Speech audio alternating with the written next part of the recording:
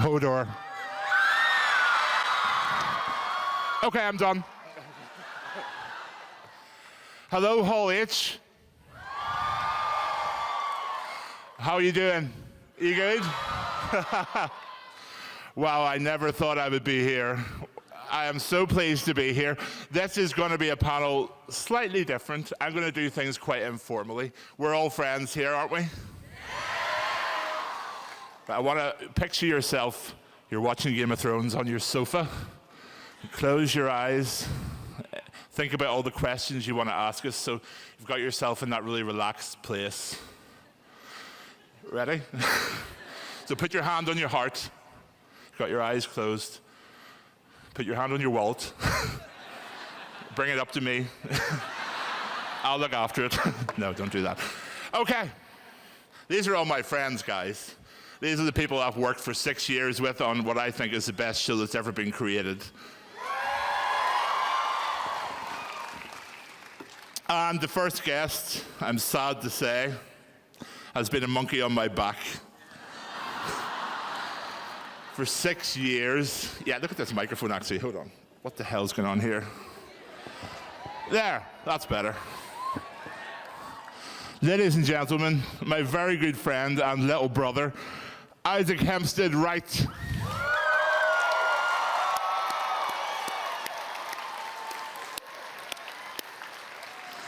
Ladies and gentlemen, John Bradley.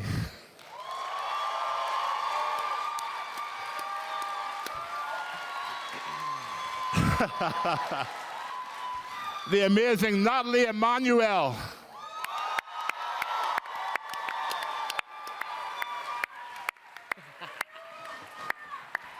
Liam Cunningham.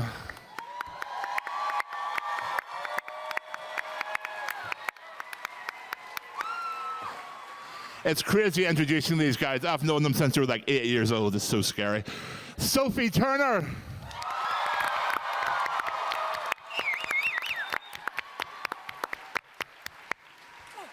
Ladies and gentlemen, Jacob Anderson.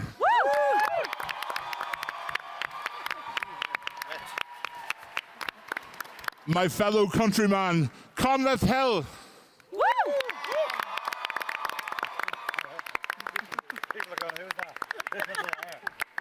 Alfie Allen.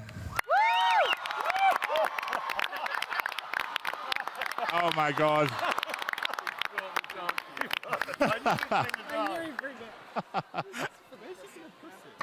Ladies and gentlemen, Gwendolyn Christie.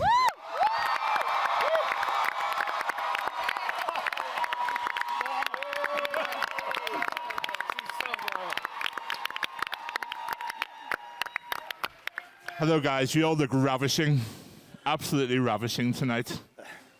So I'm just going to start the questions. We'll start the questions, we'll start the questions. Gwen, I'm going to start with you. Hello. Hi. Hi, Hall H.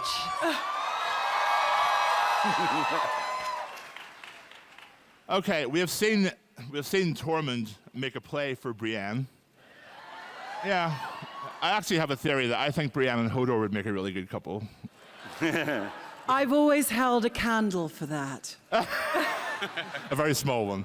A very small one. Okay, we have seen Tormund make a play for Brienne, who seems to be rebuffing his advances. Do you think she secretly enjoys being appreciated as a woman and a warrior? Good question. Well, I think it's really, what I love about Brienne of Tarth is that I don't think that at the foremost of her consciousness is a value system that's based on how men appreciate her. But, I mean, who doesn't like being appreciated as both, really? But I don't think that's really what she's invested in at all. I think she's finding it incredibly awkward. But underneath any awkwardness is always that potential secret enjoyment. What do you all think? Does she like it? Or does she like someone else? Oh, hello.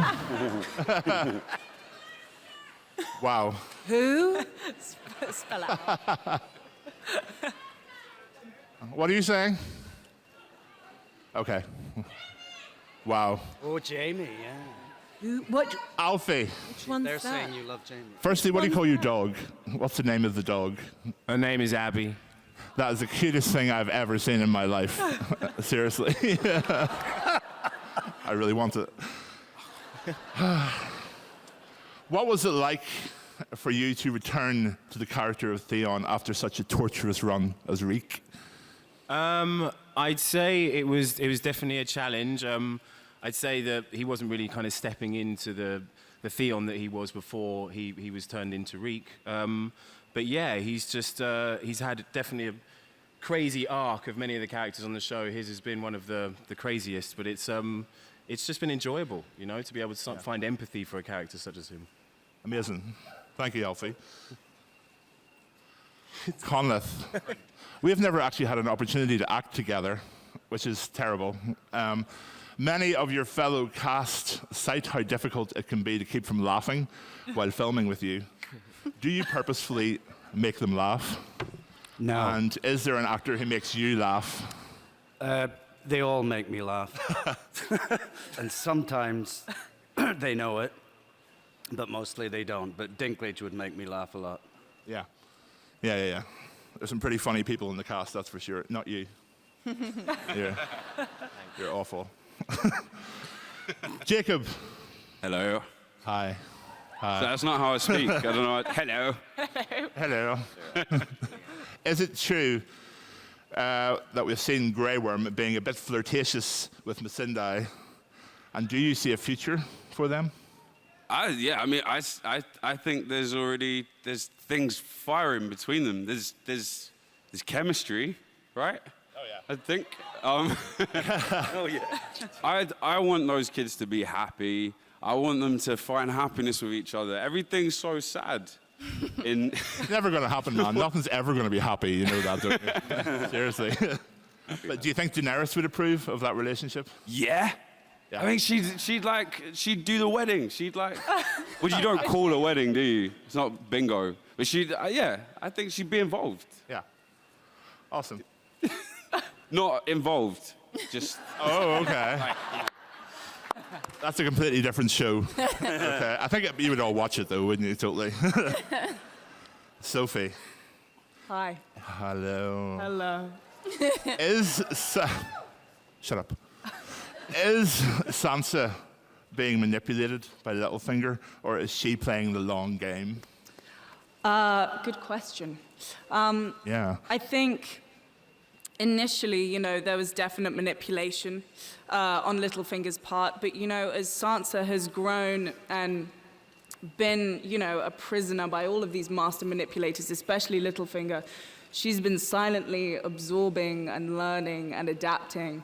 And in my opinion, she's just as good at playing the game as he is at this point. Thanks, guys. I love it. Liam. Hello. Look at this. A rose between two thorns. Don't say that. Go ahead. Ask the question. At the end of last season, Davos found out about I can't even read this.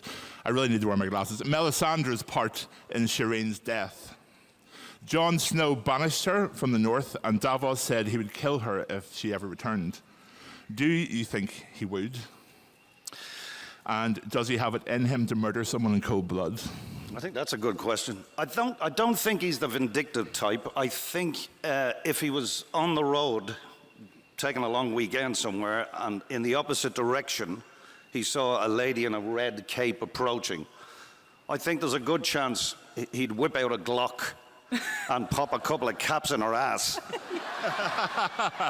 But I don't think he'd hunt her down. I don't think he'd do an Arya. I don't think he's got a list. But I definitely think he'd put her in a shallow grave somewhere if no one was going to find out.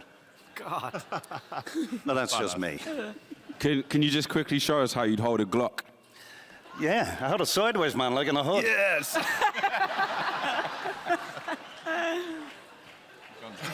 Oh, yeah. I love it. Natalie. Hi. Hello. There was a great scene with Tyrion and Grey Worm last season when Tyrion was exhorting you both to drink. Yeah, Missandei got a little We bit. saw then, we saw then that Missandei and Grey Worm were growing closer. Yeah. How do you hope that storyline pans out?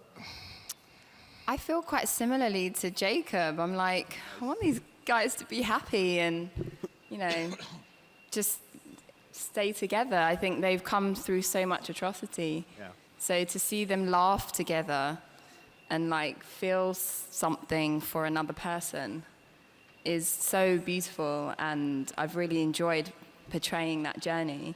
And I hope we get to see it blossom more, and maybe there might be a happy ending for them. I daren't say it just in case. Because of death. Happen, Yeah, I know how it feels. I know how it feels.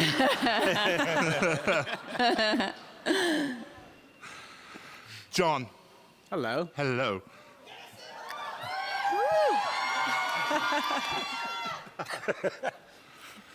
Sam has always considered himself a bit of an outsider. Yeah. Have Gilly and baby Sam given him a sense of belonging? I didn't write these, by the way. He's absolutely always been an outsider. He was an outsider from the day he was born at home because his father considered him to be such a disappointment and treated him with such contempt. Then he was removed to Castle Black, where he was an outsider again. And then he said, well, the one place I can be really accepted is the Citadel. That's the one place I can go where my passions and interests aren't treated with scorn and contempt. They're the place where is a place where people have an understanding and appreciation of knowledge, and this is going to be the place where I feel accepted for the first time in my life. Gets there is just as much as an outsider there as he is anywhere else, because they make him do all those jobs that you saw him doing, and it's interesting that people say, how is him being at the Citadel going to affect his relationship with Gilly, given the fact that they've grown so close over the years. But that was when Sam didn't have thousands and thousands of books as a distraction from his relationship. So I think that as time has gone on, Sam has worked out, as a lot of people work out in relationships, that your kind of sphere of interest shrinks. And you no longer want to be necessarily accepted by a wider world or even a wider community, because you know what's important. And important is being loved by 2 people rather than accepted by hundreds. Yeah. Good answer. Good answer, man. This is a very important question. Do you miss me? No. Yeah, of course I do. No, it's been so empty without you on set this year. Such a liar. Seriously. It's making me say this. Help me. No. Miss you. Okay, this actually is a question which, you know, as a fan of the show, and I've been there for 6 years, what the hell's name is that three-eyed raven about? The three-eyed raven. What the hell is that about? Well, I want an in-depth an description, analysis. like a Wikipedia page. What's interesting about the three-eyed raven is he's one of the sort of few fragments that remain of the old Westeros, of the ancient kind of magical, mystical side of it. So what exactly his purpose is, I don't think has been revealed yet, but clearly it's something important. There's been the Night King appears to be his sworn enemy, so he must have some important role to play. So for Bran this season, especially, it's quite exciting that he is now the three-eyed raven. And So you don't know them? no, I don't. Yeah, that's my rambling way of saying that. Yeah. Okay. That's very, very informative. Thank you. Right. This is for everybody, and I'm going to start back down at the end with Gwendolyn. I like this question. If you ended up on the Iron Throne, what would be the first law you would pass? Oh, no. What would be the first law I would pass? That women could be knights. Yeah. Make a nice change. Same question to you, Alfie. I would say the brotherhood that Beric Dondarrion is part of be made allowed throughout the land, so everyone can come back to life. That works for me. Conleth. That Comic-Cons are free.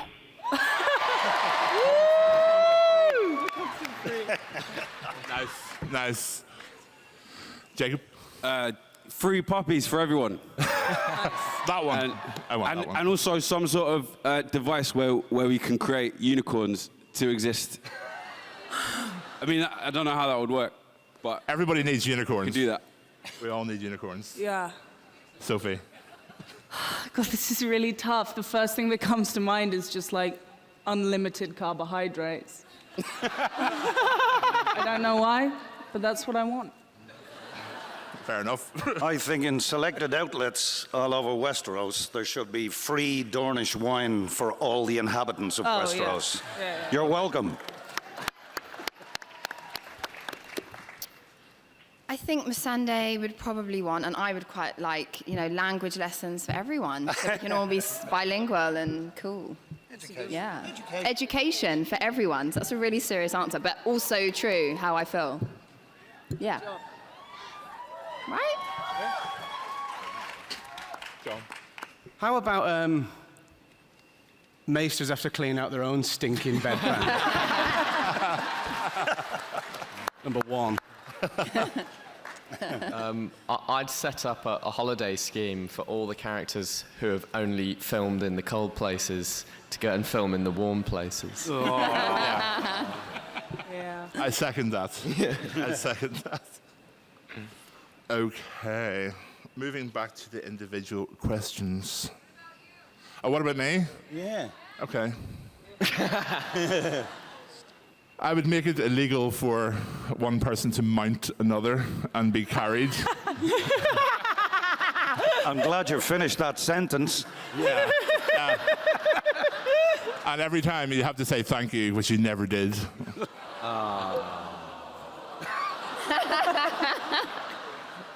It's not true. It's not true. Yeah, okay, it is. Anyway, Gwendolyn, you're always my first. You're last, you're everything. Okay. What do you think drives Brienne to never give up on her quest to protect the Starks? I think that the relationship between Brienne and Catelyn Stark was a moment where Brienne realized strength in another woman. I remember quite fervently that line, to Catelyn Stark, you have strength. Not a man's strength, but a woman's strength. And I think it was that realization that Brienne didn't have to force herself into a mold of masculinity. She didn't have to take the path of men before her in order to be taken seriously or to do good. That she could be propelled by her own intuitive sense of what was right in terms of a moral compass. And I think that there's something very beautiful about the way she's projected that into the future, that it doesn't matter if someone lives or dies, that goes into that person's daughters. And it is significant that they are her daughters, to return the Stark girls home. And in her own way, I think that Brienne feels that even if it's one small thing for one person or two people, that's going to perpetuate a sense of good, which maybe subconsciously creates a greater sense of equality. And that's what I think is driving her. She's connecting to an idea that's greater than herself. Wow. And this is why, ladies and gentlemen, if you've ever seen me at one of these, my answers for basically every question is always Brienne of Tarth. Yeah, you would be the queen, I would put it on the throne. So that's why. So, okay. Awkward. Alfie. I love you. Love you too. She's out of Alfie, As a true Ironborn, how comfortable is Theon with the fact that he has forsaken his way of life to be on Team Daenerys in it? I think that Yara is really kind of deciding the journey they take now with their new leadership with Daenerys. So I'd say that it's definitely an equal partnership between the two of them. But I would say he's just excited to see where this new leadership takes them, being led by Daenerys and Yara. Cool. Conleth. How dare you? Varys is rarely rattled. What do you think scares him? I think the economic outlook. Something, whatever that sorcerer said. We saw him with the Red Priestess, it was one of the few times where he looked a bit, what? Because she was cray. But, I think that's he survived so much, but that's the one thing we don't know what was said. And because of your experience with, words and hold the door and everything, I think, oh God, I'm going to be holding a door for someone. And that's what the sorcerer said. So that's the only thing I'm kind of, there's some mystery there that I still don't know what that's about, what was said and what it means. Well, my advice when it comes to holding doors is don't. Or get a swing door or something. It never ends well. Jacob. Yes. Yeah. Some of you out there may know Jacob is also a very talented musician. Woo! Oh, thank you. How do you balance both sides of your career? I kind of don't. I'm really lucky that I've got the way we shoot the show is kind of over a period of, I don't know why I'm telling you this. The way we shoot the show is like 6 months, and then we're all kind of in and out, kind of revolving doors. Sorry, that was a trigger. So I just, whenever I'm not in Belfast or a sunny place, just rub it in, man. Rub it in. You talk about doors. You're talking about the sunshine. Write songs. It's not been too bad actually. It's not been hard. Yeah. I mean, my life could be worse. I mean, Sorry, I can relate to I'm it, really but- nervous. By the way, this is like I'm at home here, but for some reason I feel really nervous. Why don't you give This us is a Jacob's rendition first of your time. song? What song do you want to hear? That Oh, one. not one of my songs. You want to hear one of my songs? We'll take I thought it might calm your nerves. Okay. Calm your nerves. Calm your nerves. Beautiful. Every time. Is that you shutting me up? Yeah. It was about to get really, really exciting. I was about to go into like a Medley. Yeah, medley. Medley, Bohemian. That was just Edelweiss, wasn't it? Yeah. So the calm your nerves. Copyright. Thank you, Jacob.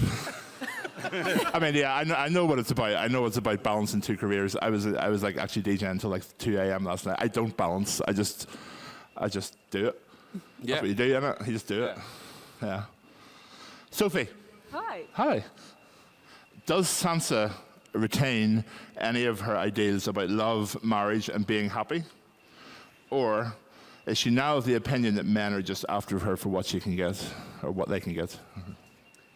I don't think she's like season 1 Sansa, and she's particularly looking for. She's not really looking for a relationship or love at the moment. I think she's kind of done with that. I think, she's always on the search for happiness, but she doesn't really see the world through rose-tinted glasses anymore,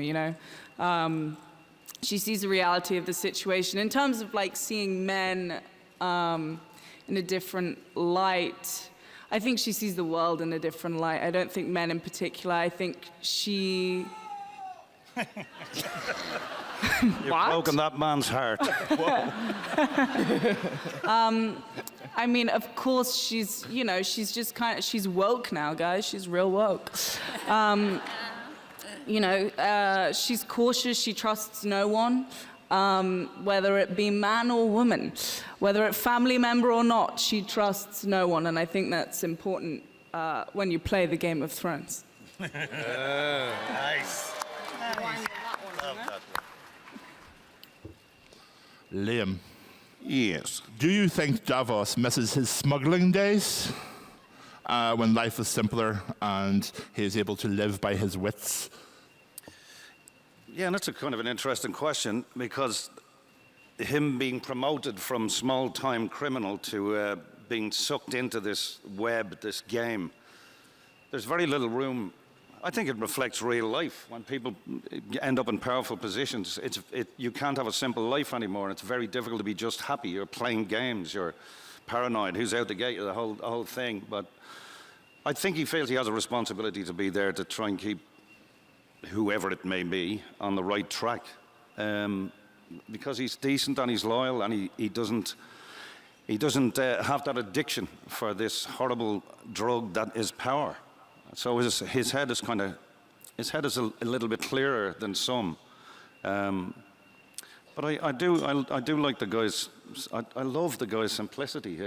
He is who he is, and he's not a complicated character, and it's really nice to do that. It's really nice to play somebody like that and play those little colours and all that. I really love this character. I think that's one of the special things about George R. R. Martin's writing, that every single character, even no matter how small they are, is completely multi-layered. We all get it's a great... What do you mean small? I'm kidding. I don't mean you. I only had one word. I don't think I can compete. Hello? Anyway, Natalie.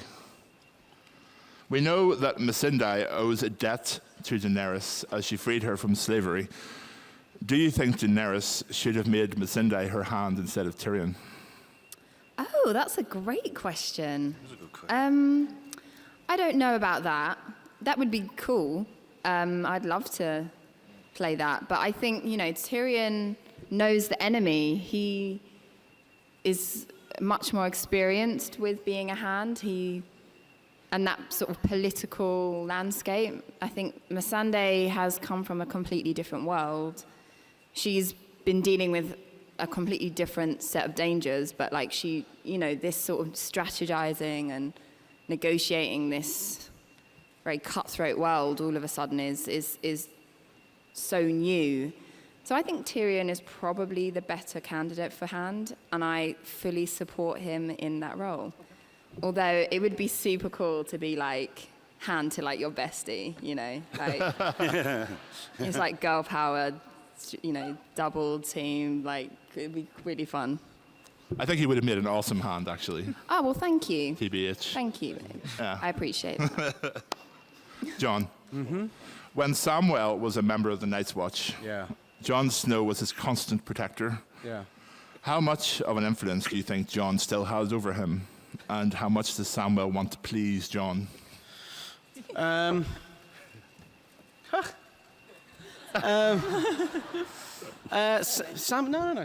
Sam arrived at Castle Black completely bereft of any positive male role model in his life. And indeed, the positive female role model that he had been very cruelly taken away from him. So what he found in Jon Snow in that moment was everything he possibly needed, all kind of wrapped up in one person. He was a big brother. He was a father figure. He was a confidant. He was a best friend.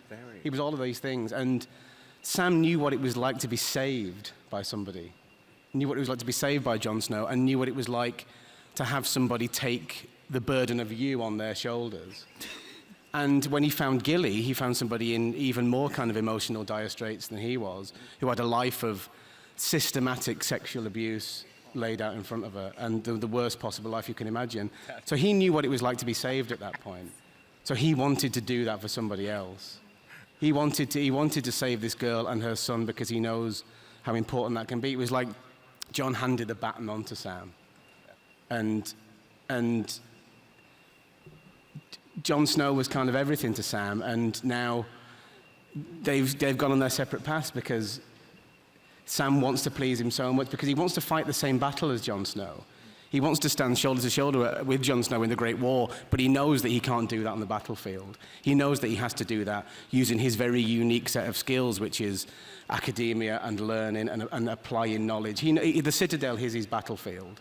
And so Jon sent him there, and now he has the responsibility to make Jon's faith in him justified and get Jon results. He knows it's a race against time.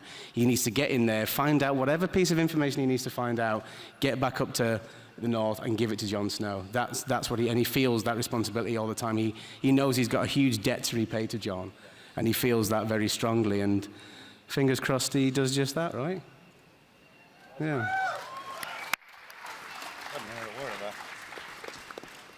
Isaac, in certain spiritual traditions, the third eye refers to the gate that leads to inner realms and spaces of higher consciousness. Do you think that applies to the three-eyed raven? It's all about the raven. I think in many ways it does, because I've always said that if I could have any superpower, it would be to be all-knowing, and that's exactly what Bran is now. He's learnt with the original three-eyed raven, and now he has access to like this vast encyclopedia of all of history. And not only can he just read someone's perspective of it, he can actually exist there in that time and watch it happen. So if that's not one of the deepest and most interesting realms there is, then I'm not sure what is. Cool. All right. Thank you, Isaac. Okay, before I open the floor for questions from you guys, I'm going to ask another few questions of the group. This is obviously very important, this question.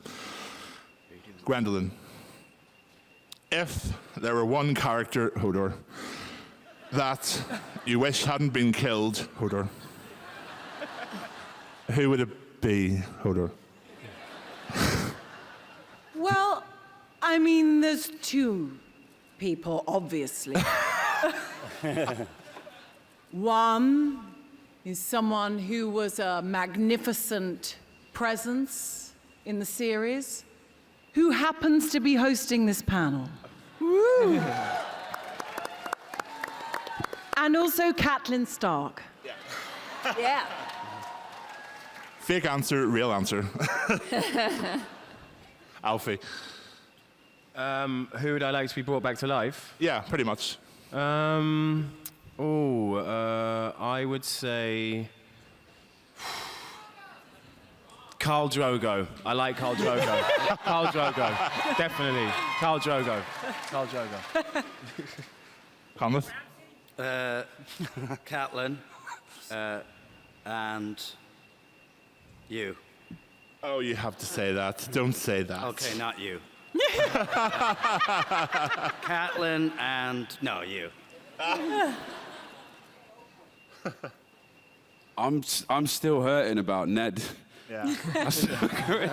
Still breaks my heart. It takes a while to get over that one. I also have a flame for Barristan Selmy. Oh, We're not for Barristan. Yeah. Yes. I just really loved working with Jack Gleeson so much that I have to say Joffrey. He was so fun to hate.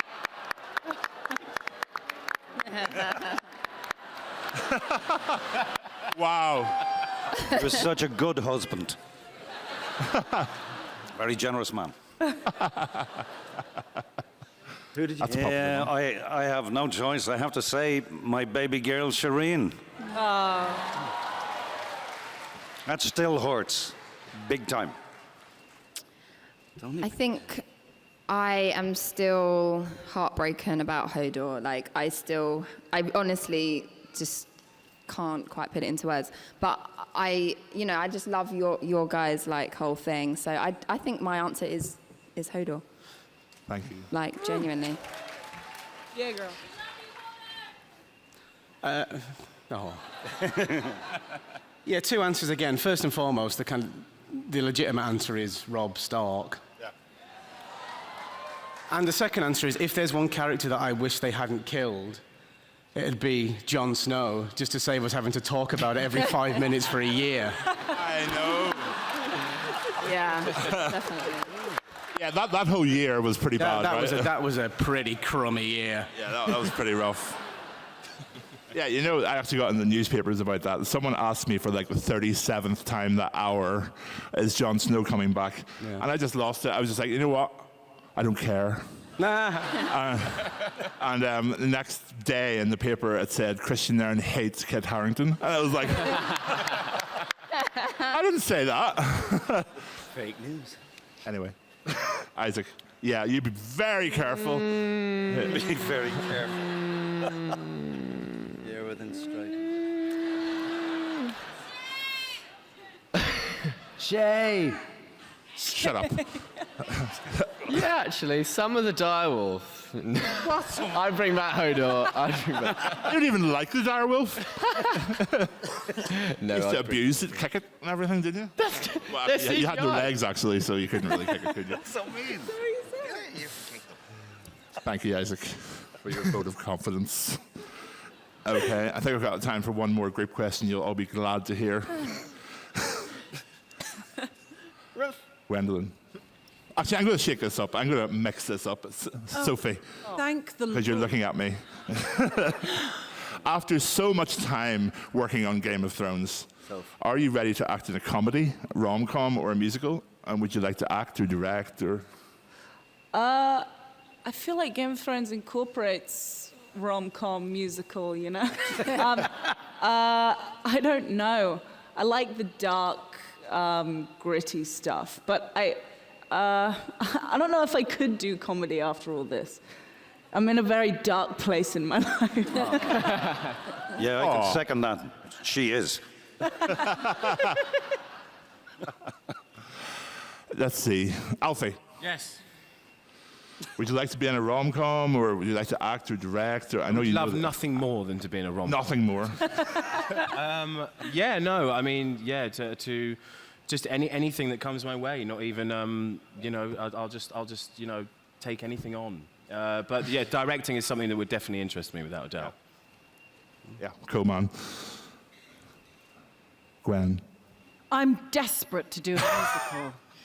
Please, someone put me in a musical. Yeah. With a kind of Marlene Dietrich kind of gender-bending sort of song and dance. Cabaret type thing. Maybe. If I ask this question, I'll prerequisite. I won't ask you to prove it, but can you sing? Can she sing? I don't know this. I don't know the answer. So.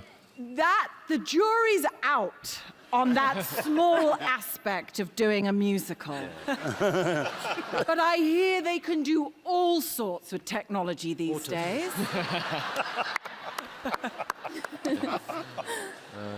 It's called miming. Okay. Isaac. I'd like to be in Game of Thrones, the comedy rom-com musical.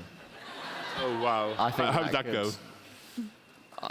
Well, it would just be a comedy rom-com musical. And what But more the White do you Walkers need? would come out behind the door and like tap dance. Yeah, I mean, you could have all sorts of different musical numbers. It's ripe for a musical adaptation. Shall we do it? Yeah, David and Dan. We're just the people to do it. You play the piano, I play the guitar. We can Well, do this. there are so many music. Yeah, we've got like a whole band here actually. John. When I was 13 years old, I played Potiphar, the plum role of Potiphar, in Joseph and His Amazing Technical Dreamcoat at school. Wow. Couldn't sing then, can't sing now. Absolutely stormed it somehow then. Oh, nice. It'd be interesting to see how standards have risen over time. I'd be interested in reprising my iconic role as Potiphar on the London stage for a hefty old fee. Liam. I'd love to do some comedy. I did a lot of comedy on stage before I started this television business. But I'm with Peter Dinklage. Peter Dinklage was asked, how did he think the last episode should go? And he thinks the last episode of the entire show should be a musical. Yeah. I think it's a brilliant idea. We're breaking the norms with television. Let's go that way. Let's finish with a high-kicking number around the throne. Why not? I'd watch it. Oh, yeah. Who have I not asked? That's the danger of doing it this way. I've forgotten who I've asked. Conleth. I'm happy to take a rest and let other people do rom-coms, comedies, and what was the other one? Musicals. Oh no, they're not Yeah, getting the all music. that kind of stuff. No, I've done it all. Good night. Wow. Jacob. Yeah, I want to make films, but That wasn't an option. Rom-com, comedy. Or no, but you also said. Do you want me to read it again for you? Okay, I'll read it again. I'm like super greedy. I want to do everything. Yeah, this is quite a hard show to follow. Like, what do you do? I'm a like master spearsman now. That's hard. So I just want to do like hard things. So I guess like a comedy or a rom-com would be quite hard. I do want to, because there's talk of spin-offs of the show. I just want to put my hat in the ring now and just say, I really like the idea. I've been talking to Daniel Portman, who plays Pod, and we've been talking about a sort of sidequel to the show where Grey Worm and Pod and maybe Diana Harris. A cyborg. Sidequel. Oh. It's like, so when you're not sitting. Side porn? But you get like cameos, like Brienne would come in and be like, Okay, as a cyborg?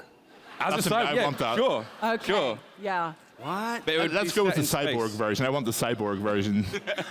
The Borg invade Westeros. Could we do that, please? Actually, I can announce that the HBO spin-off has already been decided. It's going to be called Better Call Davos. You're welcome. And good night. Natalie. Yeah, I'm sort of open to all things. I don't like to be absolutist about anything. Like, I don't want to do this, I don't want to do that, because you never know what comes into your, email inbox. You're like, oh, that's a good script, or that'd be a fun thing to do.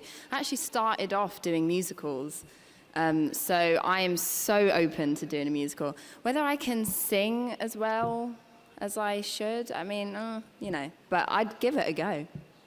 And, other stuff, like I've already sort of attempting to write things, and I'd love to be behind the camera too. So I'm sort of just like going with the flow. Thank you so much for coming, guys. It's been an honor to be a part of this show for the last 6 years. And thank you to my friends out there, and thank you to my friends here. Isaac Hampstead Wright, John Bradley, Natalie Emanuel, Liam Cunningham, Sophie Turner, Jacob Anderson, Conleth Hill, Alfie Allen, and Gwendolyn Christie. And Kristian Nairn. Thank you very much, guys.